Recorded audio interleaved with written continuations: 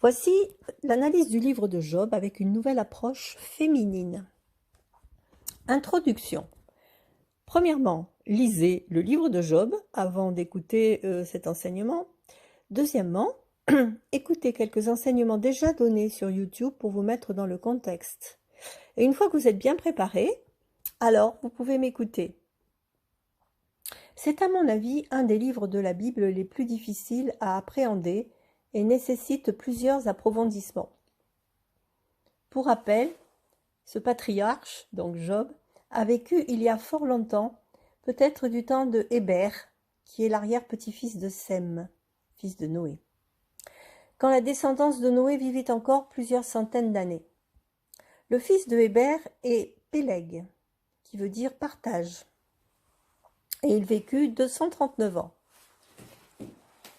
Or, quand on fait le calcul des temps indiqués dans Job, on arrive à peu près à la même durée de vie, c'est-à-dire 220 ou 248 ans entre les deux.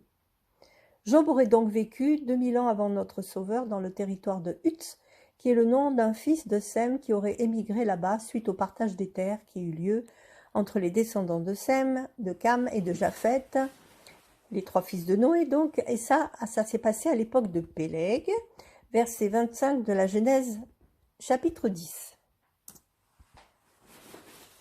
Présentation de Job. Il est écrit que Job était un homme exemplaire sur la terre, intègre et droit, craignant l'Éternel et se détournant du mal. Il avait une épouse, 7 fils et 3 filles, et un grand nombre de troupeaux et de biens. C'était aussi l'homme le plus riche de l'Orient. Son zèle était tel qu'il s'inquiétait aussi de la vie spirituelle de ses fils, en faisant des sacrifices d'expiation pour eux, de peur qu'ils ne pêchent. On remarque ici que Job ne le faisait pas pour ses filles. Leurs noms sont d'ailleurs omis, ainsi que ceux de leurs frères. Vous pouvez lire Ézéchiel 14,16 pour comprendre la justice de Job.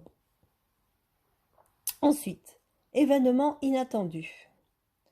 On apprend que dans les lieux célestes, événement inattendu. On apprend que dans les lieux célestes a lieu une rencontre d'anges, appelés fils de Dieu, car créés directement par Dieu, tout comme Adam et Ève, qui rendent visite à l'Éternel. Là, à ce sujet, pour Fils de Dieu, vous pouvez écouter notre vidéo intitulée « Ange ou homme », partie 1, Géant de la Bible. Ça, c'est le titre. Donc, Ange ou homme, partie 1, Géant de la Bible. Qui explique donc la notion de Fils de Dieu, si vous avez un problème à ce niveau-là. Dans cette assemblée céleste, donc, où se trouve Satan, qui est aussi une créature de Dieu. N'oublions pas que c'était le plus beau des archanges, chargé de la louange avant sa chute. Il avait encore accès au troisième siècle, au troisième ciel, avant l'accomplissement de la mission du Sauveur. Pour explication, lire Apocalypse 12, versets 9 à 11. Satan, donc, arrive avec les anges devant Dieu. Il accuse Job en prétextant qu'il n'est reconnaissant envers l'Éternel et ne le craint que parce qu'il est béni dans les 3 domaines, c'est-à-dire les 3 domaines du corps, de l'âme et de l'esprit, et qu'il le maudira s'il n'est plus béni. Pour le prouver qu'il a tort, Dieu lui permet donc de le mettre à l'épreuve dans son corps, sa chair et ses biens, mais de ne pas le tuer.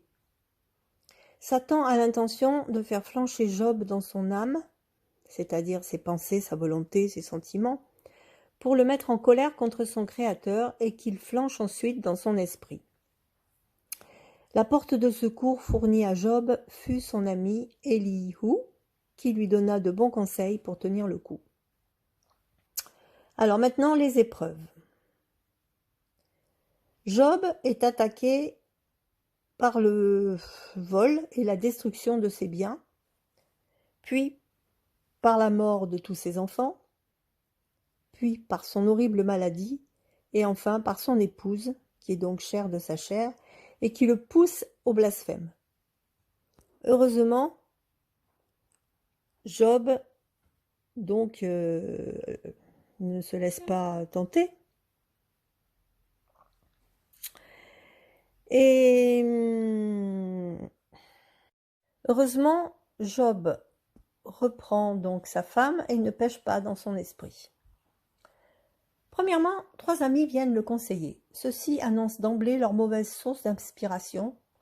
Vous pouvez le lire dans Job 4, de 13 à 21. Et Job ne fait donc pas cas de leurs conseils, car il est lucide de cette mauvaise source de leur inspiration. Ceux-ci vont en effet le pousser, versets 7 à 9, à lui faire croire que son mal vient de son iniquité. Pour ça, lire le chapitre 16, versets 2 à 4, le chapitre 19, versets 2 à 3, et le 9, verset 13, 15 et 17, Job les réduit au silence. En 15 et 17, Job les réduit au silence. Il est important de constater que néanmoins, Job croyait que son mal venait de Dieu et non du diable. Mais il savait que Dieu allait intervenir, par contre, pour lui un jour, dans un tourbillon. Deuxièmement, Job se plaint de sa condition d'homme descendant de la femme. Chapitre 14, versets 1 à 4 et chapitre 15, verset 14. Il remet ainsi en cause le plan de rédemption divin par le biais d'une femme, qui justement elle doit donner naissance un jour au futur Messie qui rachète toute l'humanité. Donc cette femme, c'était, comme on le sait, Myriam, Marie, c'est-à-dire.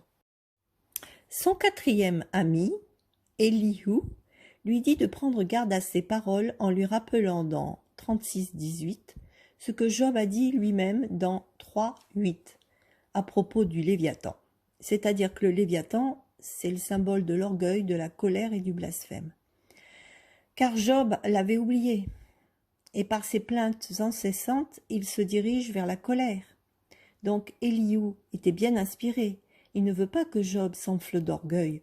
Aussi, il intercède en sa faveur en 33, de 23 à 24. Il le prépare en quelque sorte à écouter le discours du Seigneur, après s'être mis aussi lui-même en colère contre les 3 mauvais conseillers. Puis l'Éternel se fâche dans 38, 1, 2. Dans un tourbillon. Comme Job a réduit ses mauvais amis au silence, l'Éternel lui dit de continuer le dialogue avec lui à partir de 38.3 et lui démontre qu'il est l'Éternel. Pour finir, Job réalise qu'il ne peut pas se mettre à la place de l'Éternel en contestant avec lui, puisqu'il est le créateur de l'univers entier et de tout ce qui s'y trouve.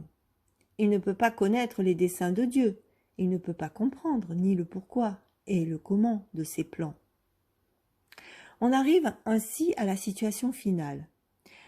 Dieu tire une comparaison entre le comportement de Job et les 2 créatures déchues qui étaient pourtant ses chefs-d'œuvre au départ.